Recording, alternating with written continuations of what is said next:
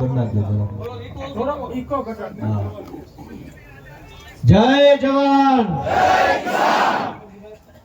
આજે આ કોંડ ગામમાં અને આજુબાજુના ગામમાંથી, આજુબાજુના તાલુકાઓમાંથી દૂર દૂરથી પધારેલા સૌ ખેડૂત આગેવાનો, યુવા દોસ્તો, વડીલો, બધાને મારા પ્રણામ, બધાને મારા જય શ્રી કૃષ્ણ. સૌથી પહેલા તો કોંડ ગામના અને આજુબાજુના ઘણા ગામમાં લડાઈ ચાલે છે, મોરબીમાં પણ છે, હળવદમાં આ મુદ્દો છે. એ બધાય ખેડૂતો જે પૂરી તાકાતથી, મજબૂતીથી લડાઈ લડી રહ્યા છે પોતાના હક અધિકાર માટે ડર્યા વગર, એ બધાને હું પ્રણામ કરું છું, સેલ્યુટ કરું છું કે તમે પોતાના અધિકાર માટે આટલું લડો.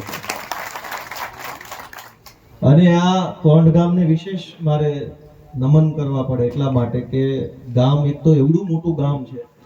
અને મેહુલસિંહની ગાડીમાં હું બેઠો, તમારી ગાડી બેઠો, ઓલા ભાઈ કોકની, હા, એને મને કીધું કે 2 કિલોમીટર લાંબુ ગામ છે અને આ ગામમાંથી બીજા 4 ગામ અલગ પડ્યા, એટલે ખૂબ આટલું મોટું ગામ છે.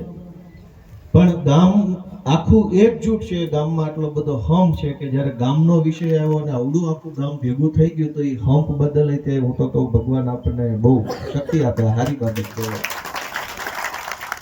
અને બહુ મૂળ મુદ્દાથી આપણે વાત કરીએ કે આ થાંભલો આવ્યો, વળતરનો પ્રશ્ન, આ તે, એ તો બધા પ્રશ્ન બીજા નંબરના છે. સૌથી મોટો પ્રશ્ન, હું હમણાં ફેબ્રુઆરી મહિનામાં બજેટ સત્રમાં ધારાસભ્ય તરીકે 1 મહિનો અંદર બેઠો, અલગ અલગ નેતાઓ મને મળ્યા, 2-2, 4-4 ટર્મથી ચૂંટાતા હોય, સાંસદ રહી ગયા હોય, મંત્રી રહી ગયા હોય, પાછા ચાલુ ચૂંટાણા હોય, અધિકારીઓ, બધાને મળ્યો અને સતત મળતો રહેતો હોઉં છું. સરકારી કામથી આઈએએસ ની ચેમ્બરમાં જાઉં, સેક્રેટરીને મળું, ચીફ સેક્રેટરીને મળું, એડિશનલ સેક્રેટરીને મળું, આને મળું, તેને મળું, મળતા રહેતા હોય, વાતોમાંથી વાતો થાય. સૌથી મોટો મુદ્દો એ છે કે ગાંધીનગરમાં બેઠેલા મોટા મોટા સાહેબો અને એ સાહેબોના સાહેબો એટલે કે નેતાઓ, એ બધાને ખબર પડી ગઈ છે કે આખા ગુજરાતમાં માણસ બધું વેર વિખેર થઈ ગયેલું છે. એક જણાને અન્યાય થાય તો 10 જણા ટેકો નહીં આપે. એ આખા ગાંધીનગરમાં બધાના મોઢે વાતોથી આ વાત આવે છે કે કોંડ ગામમાં 34 ખેડૂતોના ખેતરમાં થાંભલો આવશે તો બાકી નાખે છે અમારે શું છે? એક જ્ઞાતિના ખેતરમાં થાંભલો આવશે, બીજી જ્ઞાતિ કહે એ તો એ બરાબર જ થયું છે. આપણા બધાનો, ગામડામાં રહેતા તમામ લોકોનો, બધી જ્ઞાતિના તમામ લોકોનો સૌથી પહેલો મુદ્દો એ છે કે ઉપરવાળા આપણને એવી રીતે જોવે છે કે આ કોઈથી ભેગા નહીં થાય, ક્યાંય કોઈ મુદ્દો ગમે એવો બનશે. થાંભલાનો મુદ્દો તો હમણાં આવ્યો, એ પહેલા 500 મુદ્દાઓ છે. પાણીનો, ખાતરનો, દવાનો, બિયારણનો, જે કઈ માલ પાક્યો એ વેચવા જાવ તો ઉપજનો, ટેકાના ભાવનો, દવાખાનાનો, નિશાળનો, બસનો, 500 મુદ્દાઓ છે. પણ ગાંધીનગર બેઠેલા જે કઈ સાહેબો છે એને ખબર પડી ગઈ છે કોઈ એક નહીં થાય, બધા પોતપોતાનો મુદ્દો લઈને મથ્યા કરશે. જેના ખેતરમાં થાંભલો આવશે એટલા માણસો તે દુઃખ વ્યક્ત કરશે, બાકીના ભેગા નહીં થાય કઈ. તો મારી એક ખેડૂતના દીકરા તરીકે, ગામડાના છોકરા તરીકે, તમારા બધાના દીકરા તરીકે એક વિનંતી છે કે આપણે આ જે કાંઈ મુશ્કેલી આવી છે એમાંથી સૌથી પહેલો સંદેશ તો એ જ આવવો જોઈએ કે બધા એક છે, બધી નાતના માણસો એક છે, કે એકને જરૂર પડશે તો લાખ આવશે. અને હું પોતે ક્યાંય કોઈ પાર્ટી વાળો થઈને આવ્યો નથી. હું તો ખેડૂતના દીકરા તરીકે, ગામડાના માણસ તરીકે આવ્યો છું. પાર્ટીના નેતા તરીકે આવવાનું હોય તો કોઈ એનો મતલબ જ વધતો નથી, એનો કોઈ અર્થ જ નથી. કેમ કે પાર્ટી તો આજ છે, કાલ નથી. સમાજ ક્યારેય નાશ ન પામે. પાર્ટીનો નાશ થઈ જાય, હોદ્દાનો નાશ થઈ જાય, ધારાસભ્યના પદનો નાશ થઈ જાય, આજે છીએ કાલ નોય હોઈએ, પણ માવતરનો નાશ ન થાય, સમાજનો નાશ ન થાય, આપણા ખેડૂત વર્ગનો નાશ ન થાય. એ હંમેશા રહેવાનો. એટલે જે હંમેશા છે એનું બનીને રહેવું પડે આપણે. એટલે હું પહેલી મારી તમારા નાના દીકરા તરીકે વિનંતી છે કે બધા એક થવું બહુ જરૂરી છે. અમે તો વારંવાર કહીએ, કેમ કે અમારે ત્યાં વિસાવદર ને, ભેસાણ ને, જુનાગઢ, તાલાળા, ધારી, માળિયા, મેંદરડા, આટલા તાલુકામાં ઇકોઝોનનો આવો જ પ્રશ્ન છે. હજારો ખેડૂતોની જમીન સરકારે ઇકોઝોનમાં નાખી દીધી. હવે એમાં તમારે હળ હાંકવો હોય તો વન વિભાગની પરમિશન, લાઇટનું કનેક્શન લેવું હોય તો વન વિભાગ, બોર કરાવવો હોય તો વન વિભાગ, ખેતર તમારું, બાકી બધી પરમિશન વન વિભાગની. આજુબાજુના 10-15 તાલુકામાં આ પ્રશ્ન છે. અમે હજુ લડીએ છીએ. હું ધારાસભ્ય નહોતો ત્યારે લડતા હતા, હજુ લડીએ છીએ. આ બાજુ આપણે ધાંગધ્રામાં, માળિયામાં, હળવદમાં, મોરબીમાં, ખંભાળિયામાં, જામજોધપુરમાં, લાલપુરમાં, દેવભૂમિ દ્વારકાના બીજા તાલુકામાં, કચ્છની બાજુમાં ગાંધીધામથી પેલું ભચાઉ બાજુથી બધા આ આખા વિસ્તારની અંદર થાંભલાના પ્રશ્ન, ચારે બાજુ થાંભલે થાંભલા. આખો વિષય ખાલી વળતર વધુ મળી જાય પૂરો નહીં થઈ જાય. દરબારે મારું ધ્યાન દોર્યું કે ભાઈ બાજુમાં 900 રૂપિયા મીટરે આપે ને અહીં 300 આપે છે. હું એમ કહું છું કે 9000 રૂપિયા આપે તો મુદ્દો પૂરો નથી થતો. મીટરે 9000 આપીને તમારા ખેતરમાં 2 થાંભલા નાખ્યા, અત્યારે 50 લાખ રૂપિયા વળતર દાખલા તરીકે મળ્યું. ભવિષ્યમાં ભાઈઓ ભાગ મારવાના કરવાના થાય તો થાંભલા વાળો કોનો? એનો જવાબદાર કોણ? 2 ભાઈઓના ભાગ પડે, વળતર 300 લેખે મળે કે 900 લેખે મળે કે 9000 લેખે મળે એ તો પછીની વાત છે. ખેતર આપણી પેઢીઓ તો હાલ્યું આવે છે, આપણા બાપ દાદાએ પરસેવો પાડ્યો વધવા દીધું તો આપણી પાસે આવ્યું, અને આપણે વધવા દેવા માંગીએ છીએ એટલે તો લડવાનું છે. પણ સરકારનો ઈરાદો ખરાબ છે, કેમ કે સમાજમાં કોઈ નવો પ્રશ્ન ઉપસ્થિત થાય તો એની ચર્ચા, વિચારણા, નીતિ, નિયમ, કાયદો બધું વિધાનસભામાં કરવું જોઈએ. પહેલા સોલાર પ્લેટો નહોતી એટલે સોલાર ને માંથી લાઈટ આવતી ને થાંભલા આવતા નહીં તો કોઈ ઉપાધિ નહોતી. હવે સોલાર આવ્યું, સોલાર ફાર્મ થયા, એમાં લાઈટ પેદા થઈ, ઇલેક્ટ્રિસિટી જનરેટ થઈ, એ થાંભલેથી લઈ જઈને બીજે લઈ જાય છે. તો આ પ્રશ્ન નવો ઊભો થયો. તો નવા પ્રશ્નનો જવાબ કોણ ગોતશે? સરકાર ગોતશે કે સમાજ ગોતશે? સરકારે ગોતવો જોઈએ કે ભાઈ આનો રસ્તો શું. ફેબ્રુઆરીના વિધાનસભા સત્રમાં મેં એક બિલ રજૂ કર્યું, એક કાયદો રજૂ કર્યો સરકારમાં. ધ્યાનથી સાંભળજો, કેમ કે મૂળભૂત પ્રશ્ન ખાલી વળતરથી પૂરો નહીં થઈ જાય. વળતર મળવા માત્રથી પૂરું નહીં થાય, હજુ તો એના પછી નવા પ્રશ્નો ઊભા છે આ થાંભલાના કારણે. ઈ મેં સરકારના ધ્યાને મૂક્યા. હું મંત્રી સાહેબને મળ્યો, સચિવ સાહેબને મળ્યો, કેમ કે ભરૂચમાં આ પ્રશ્નો બહુ છે. અંકલેશ્વર, ભરૂચ, નર્મદા જિલ્લામાં આસપાસમાં અનેક જગ્યાએ આ થાંભલાના પ્રશ્નો ચાલે છે. સૌરાષ્ટ્રના અલગ અલગ ગામડામાં થાંભલાના પ્રશ્નો ચાલે છે. મેં સરકારનું ધ્યાન દોર્યું કે આપણે એક એવો કાયદો બનાવીએ કે જેમાં 1 2 3 4 5 મુદ્દાનું સોલ્યુશન નીકળતું હોય. એમાં પહેલો મુદ્દાનો કાયદો મેં રજૂ કર્યો કે જે જમીન અત્યારે 10 વીઘા જમીન હોય, કોંઢ ગામમાં 1 વીઘાના 10 લાખ ભાવ આવતો હોય, એ 10 વીઘાની જમીનના કોઈ પણ છેડે થાંભલો આવે એટલે 10 લાખ વાળો વીઘો ન વધે, પછી ઘટી જાય ન ઘટી જાય ભાવ. તો આપણી જમીનની કિંમત જ ઘટી ગઈ, એનું વળતર કોણ દે? અત્યારે માનો કે વેચવા જેના ખેતરમાં થાંભલો આવ્યો એ વેચવા જાય, અત્યારે શું ભાવ આવે? થાંભલા વગરની જમીનનો કોંઢમાં શું ભાવ? બેમાં ફરક પડે કે ન પડે? તો 900 આપે કે 9000 આપે, પહેલા ફરક પડી ગયો. લાગતમાં જે ફરક પડ્યો એ કોણ ચૂકવશે? મારી વાત સાચી છે ખોટી છે? કે જમીનની કિંમતમાં ઘટાડો કરી નાખ્યો થાંભલાના કારણે. કોક તો દ્યો. બીજો મુદ્દો કે અનેક ગામડાઓમાં જમીન એવી છે કે આવનારા 5 વર્ષમાં ઈ જમીન ઉપર બાંધકામ થઈ શકે એમ હોય, ગામની હાવ નજીક હોય. એક હોય કે બહુ દૂર હોય, 25 વર્ષે તે ત્યાં બાંધકામ થવાની સંભાવના ન હોય, ખેતી થાય. પણ જે જમીન ગામના છેવાડા પછી તરત આવતી હોય, ન્યા થાંભલા નાખ્યા હોય, તો આજથી 5 વર્ષ પછી ત્યાં પ્લોટિંગ કરવાનું થાય ત્યારે થાંભલા વાળી જગ્યા અને કોરિડોર વાળી જગ્યામાં બાંધકામ ન થઈ શકે, એને ન થઈ શકે, ત્યાં ઈંટે ન મૂકી શકાય. તો એટલી જમીનનું નુકસાન ખેડૂતને ગયું. હવે કેવડી મોટી, કેટલા 40 બાય 40 નો થાંભલો નાખ્યો, 80 બાય 80 જગ્યા જે છે. હવે જેનું અહીંયા ગામથી પહેલું ખેતર હોય, થાંભલો જો રોડે જે જોવા ગયા એ તો આમ ગામથી પહેલું જ છે. 10 વર્ષ પછી બાંધકામ થાય એવું જ છે. 80 બાય 80 ની જગ્યામાં કોઈ બાંધકામ નહીં થાય, એ જમીન પડતર રહેશે અને આજીવન હવે જમીન તમારા કામની ન રહી તો ઈ 80 બાય 80 નો ટુકડો વત્તા લાઈન હાલી એ કોરિડોર આપણો આખો આજીવન ફેલ ગયો પેઢીઓ સુધી, એના પૈસા કોણ દેશે? અને પહેલો મુદ્દો એ છે કે આજે વળતર ચૂકવવાની વાત છે, એ વળતર છે શેનું? જમીનનું, થાંભલો ઉભો કર્યો એનું, ઝાડવાનું, ખેતીનું, શેનું? કોઈ નથી ખબર આખી સરકારમાં કે વળતરની જે વાત છે 300 900 છે શેનું? કોઈકને પૂછો કે 900 મળ્યું પણ શેનું? જમીનનું કે ઝાડવાનું કે વાવેતરનું કે ભાડું કે હું? અવડી આખી સરકાર હાલે છે, કોઈ ખબર જ નથી કે શેનું વળતર હાલે છે. અને વળતર શેનું તમે મને એમ કહો, મેં સરકારમાં રજૂઆત કરી છે, વળતર શેનું? ધારો કે મોબાઈલનો ટાવર આપણી અગાસી પર લાગે તો એક વખત રૂપિયા આપે છે, દર મહિને આપે છે, તો થાંભલો દર મહિને કેમ ન આપે? એક વખત 10 લાખ નથી જોતા, 20 લાખ નથી જોતા, 50 લાખ એક વખત શું કામ? તમે અમારા ખેતરમાં થાંભલો નાખો, એમાંથી તમે 100 વર્ષ કમાવાના છે, અને મને એક વખત 5 લાખ આપીને વાત પૂરી કરી દેવાની. અને થાંભલો તમે ક્યાં જમીન વેચાતી લઈ લીધી છે સંપાદન કરીશ તો સંપાદન કરીને લઈ લો ભાઈ.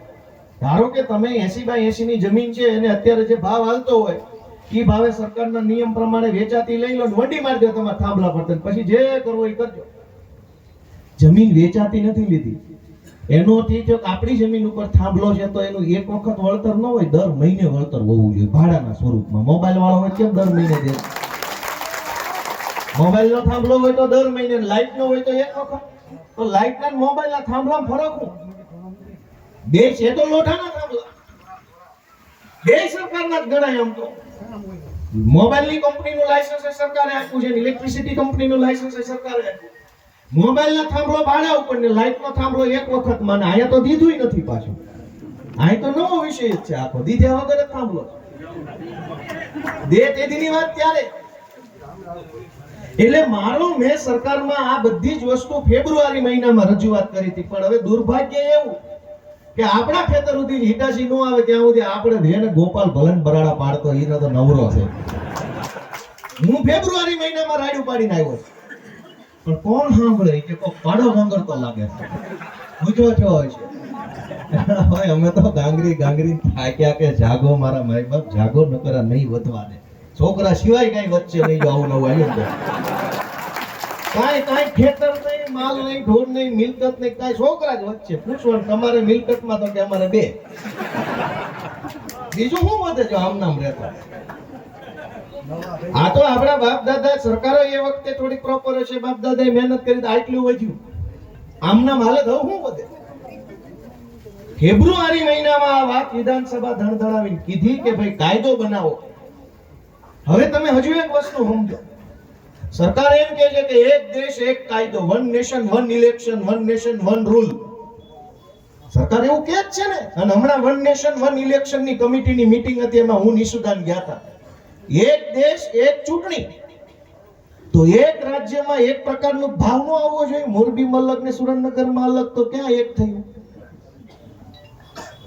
તો એક બાજુ 900, અને હું તો ઈ મતનો માણસ છું, 9000 આપે તોય હમણાં આ વાત ખોટી પડે.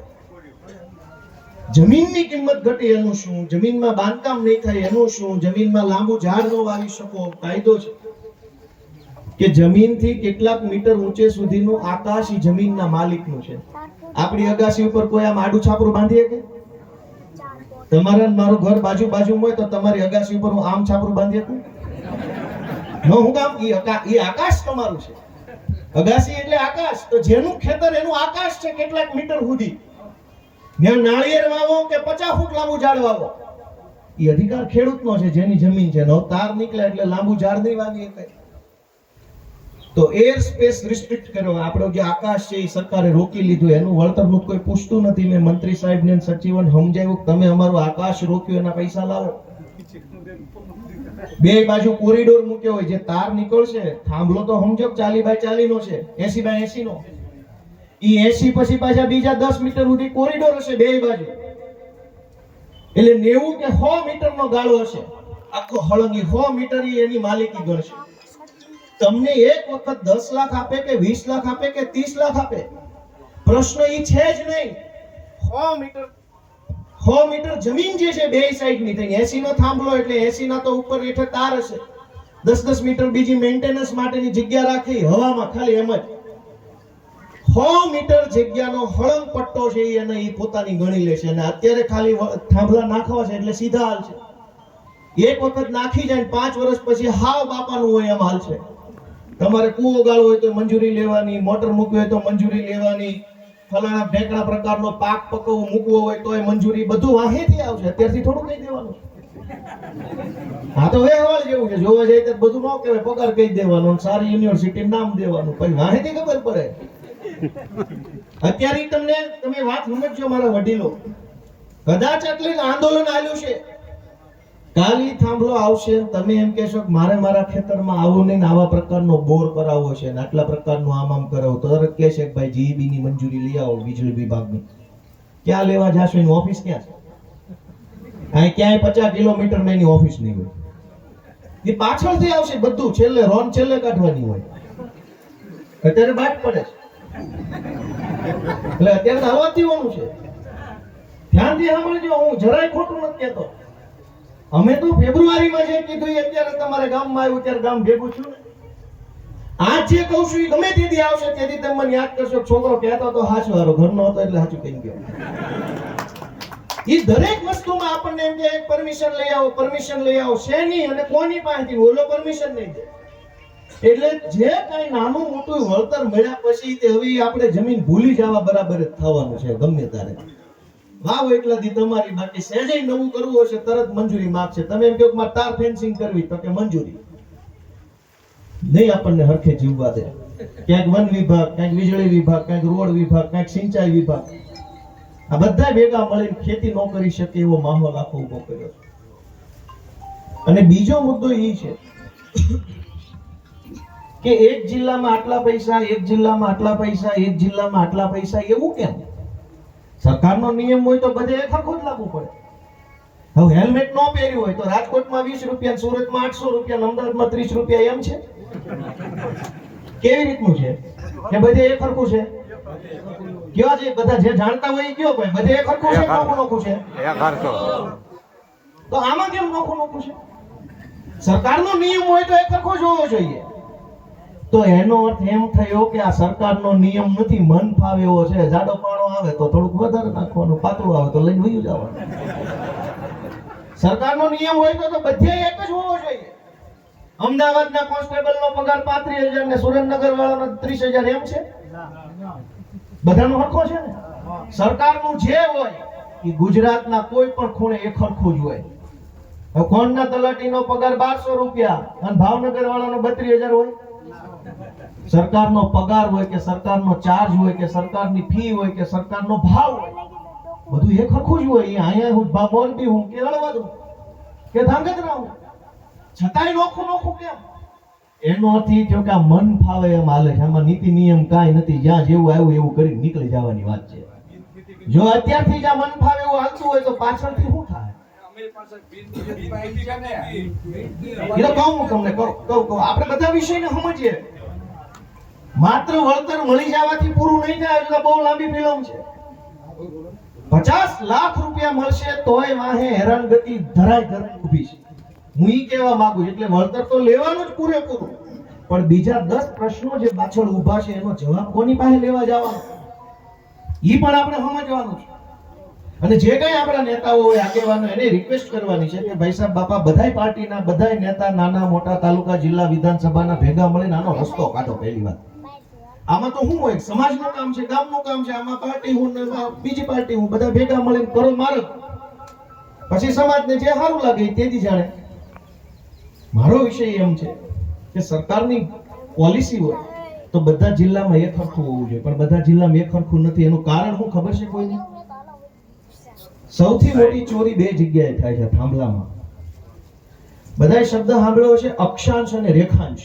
એવો શબ્દ સાંભળ્યો છે? અંગ્રેજીમાં છે લેટિટ્યુડ અને લોંગિટ્યુડ.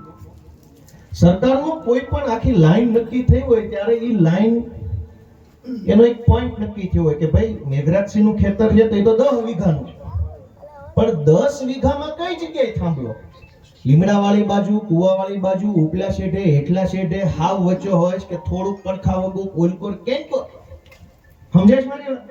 10 વીઘાના ખેતરમાં થાંભલો ક્યાં?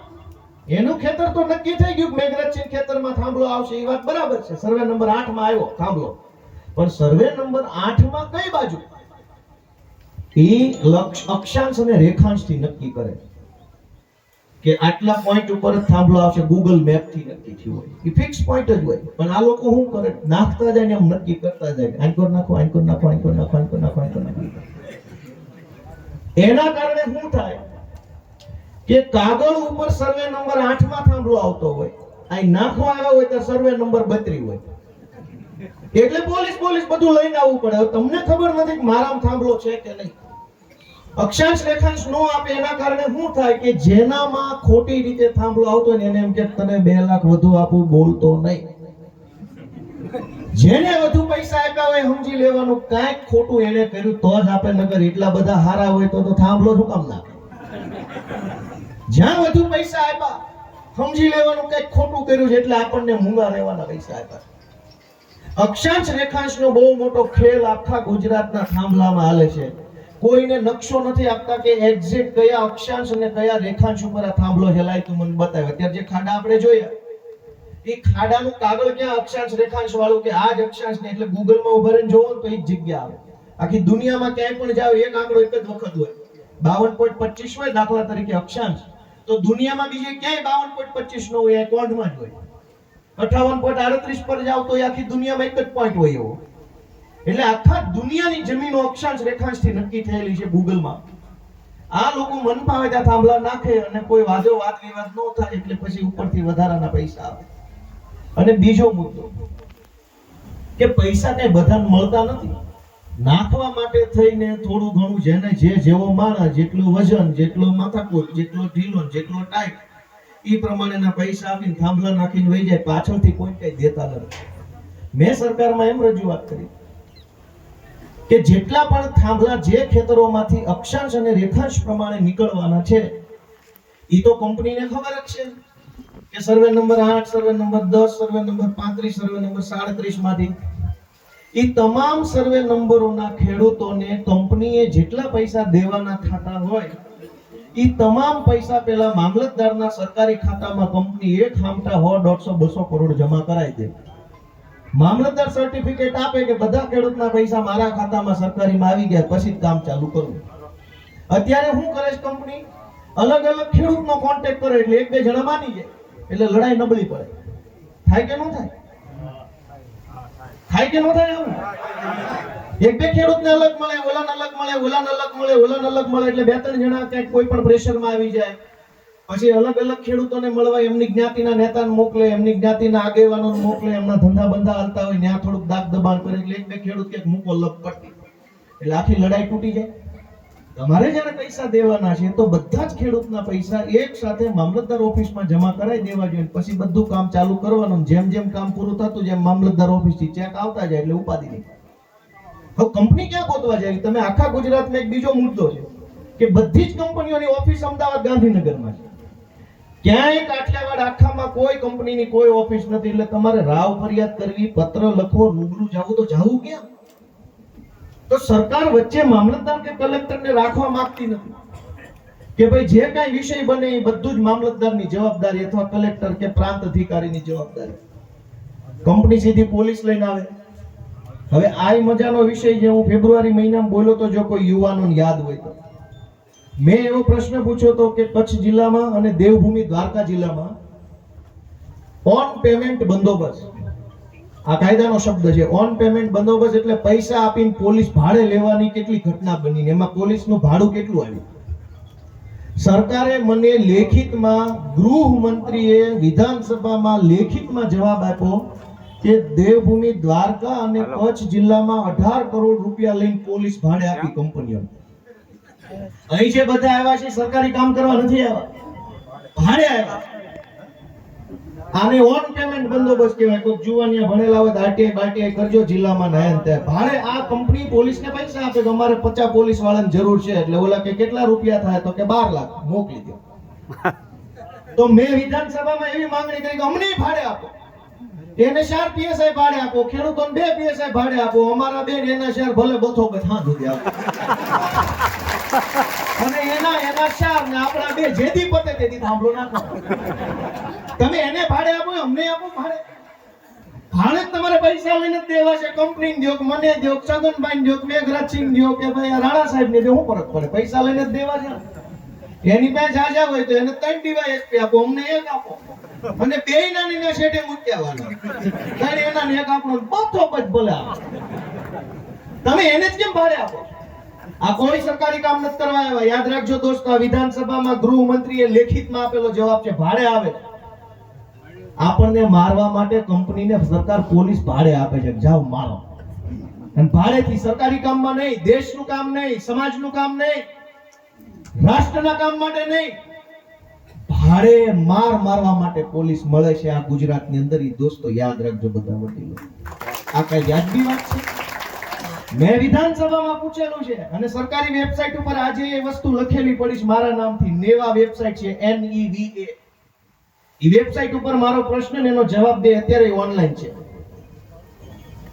પોલીસ તો સમાજની સેવા કરવા માટે હોય, સમાજનું ભલું. અને ભાઈએ કીધું કે ભાઈ આ તો આપણા છોકરા છે કોન્સ્ટેબલ બધા. મુદ્દો કોન્સ્ટેબલ, હેડ કોન્સ્ટેબલ, ASI નો છે જ નહીં. ઉપર જે સાહેબો મોટા બેઠા છે એમાં મોટા ભાગના તો ગુજરાતના જ નથી. એટલે અડધું તેને આપણી એમ કાંઈ પડી ન હોય, નો આપણા મોઢે રહેવું હોય, નો એને વ્યવહારમાં રહેવું હોય, નો નાત જાતની શરમ હોય, ના કઈ લેતી દેતી હોય, કઈ બેનો દીકરીઓનો વ્યવહાર ન હોય, એને આપણી આડી શું આવે? ક્યાંક ગુજરાતી અધિકારી બેઠો હોય તો ગમે ત્યાંથી 4 ગામ ફેરવીને હગાવાલા નામ વટાવીને થોડોક શરમાવી લેવાય. હાવ હિન્દી ભાષી ક્યાં એનો શેડો લેવા જાવ? બાકી ગુજરાતનો હોય તો ગમે ત્યાંથી કાકા બાપા ફઈ ફુવા વેવાય હાળા હાડુભાઈ બનેવી કરીને પકડી લે. થાય કે ન થાય? આ પોણા ગુજરાતના મોટા IG SP ની બધા હિન્દી ભાષી છે. આપણી પીડા ઈ સમજે નહીં અને કંપનીનું કામ કરે છે. અને કંપનીની વાત મજાની છે કે એરપોર્ટ ઉપર જઈ 4 વ્હીલ મૂકો તો 1 કલાકના 300 રૂપિયા ભાડું છે. આપણા ખેતરમાં 100 વર્ષ થાંભલો મૂકવાના પૈસા ખાલી 5 લાખ 10 લાખ 20 લાખ કલાક ઉપર અમને ભાડું આવી જાય. ભલે થાંભલો મારો કલાક ઉપર નક્કી કરો, કલાકના 1000 રૂપિયા. તમ તાર ભલે રહ્યો કેમ એમ નહીં? એરપોર્ટ ઉપર કલાક ઉપર ભાડું છે, પાર્કિંગ ચાર્જ નું રેલવે સ્ટેશન જાવ તો કલાક ઉપર ભાડું છે કે નહીં? સુલભ શૌચાલયનો ચાર્જ છે. ત્યાં લેવાનું કાંઈ નથી, દેવાનું છે ન્યાય ચાર્જ લેવાનો. હા તો આખું ખેતર ઉપાડી જાય. ખબર છે? 10 રૂપિયા 5 રૂપિયા શું કામ? ઈ એનું છે તો આ ખેતર આપણું છે, લાવો ચાર્જ. એક જ વખત પૈસા કેમ? હું હજુ એમ કહું છું 10 લાખ આપે કે 20 લાખ આપે એ તો લેવાના છે, પણ એક જ વખત કેમ? આ થાંભલો જેટલા વર્ષો સુધી ખેતરમાં ઊભો રહેશે એટલા વર્ષ સુધી આ થાંભલામાંથી કમાશે નહીં કંપની. તો કંપની વર્ષે જે કમાઈ નફાના 35% પૈસા અમને દર મહિને આપી દો.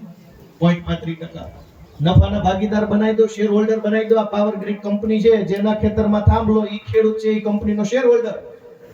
1 લાખ શેર આપી દો કંપનીના અને આજીવન જેટલો શેર વધે એટલા ડિવિડન્ડ આવે. કંપની નફો કરે તો એટલું બેનિફિટ કંપનીનો જે હોય ઈ ખેડૂતને આવે. એવું કેમ નથી સરકાર કરતા? કંપની તો કમાવાની છે. કંપની કઈ થાંભલો નાખીને એમાં જે લાઈટ હાલે છે કઈ દાન દાતારી નહીં કરે. જેના ઘરે લાઈટ જાય એની પાસે પૈસા લે ઈ કમાશે અને આપણને એક વખત 5 10 15 20 લાખ રૂપિયા આપીને કાઢી મૂકવાના. અને એક વખતનું વળતર લીધા પછી પાછળના મુદ્દા તો ઊભા છે. તમારે જમીન એને કરાવી હોય તો એને કેવી રીતે થશે? વેચવી હશે તો કોણ લેશે? ભાઈઓ ભાગ કરવા હોય તો શું કરવાનું? જમીન ગીરવે મૂકવી હોય, લોન લેવી હોય તો લોનમાં ઓલો NOC માંગશે ભવિષ્યમાં. આમાં થાંભલો છે, થાંભલાવાળાને સહી લઈ આવો પેલા. 50 પ્રશ્નો આવવાના છે. એમ હેલું નહીં થાય અને તે દિવસે સરકારનો કોઈ માણસ સાંભળશે નહીં. એટલે મેં વિધાનસભામાં ફેબ્રુઆરી મહિનામાં એક બિલ મૂક્યું છે. બિલ એટલે એવું કે ભાઈ કાયદો એક પ્રકારનો, પણ કાયદો એટલે ન કહેવાય કે અત્યારે એ બહુમતીથી પાસ નથી થયું. મેં એમાં 4-5 મુદ્દાનું બિલ મૂક્યું છે, વિધાનસભામાં દાખલ થઈ ગયું છે. હવે જો બધા ધારાસભ્યો એમાં મત આપે તો એ કાયદો બની જાય. મેં એવો નિયમ કર્યો કે અત્યારે થાંભલો નાખવા આવે ત્યારે માર્કેટ કિંમત જમીનનો જે ભાવ આ વિસ્તારમાં હાલતો હોય ઈ ભાવના 50% રૂપિયા રોકડા એમનામ ખેડૂતને એક વખત આપી દેવાના. પછી દર મહિને એનું ભાડું આપવાનું.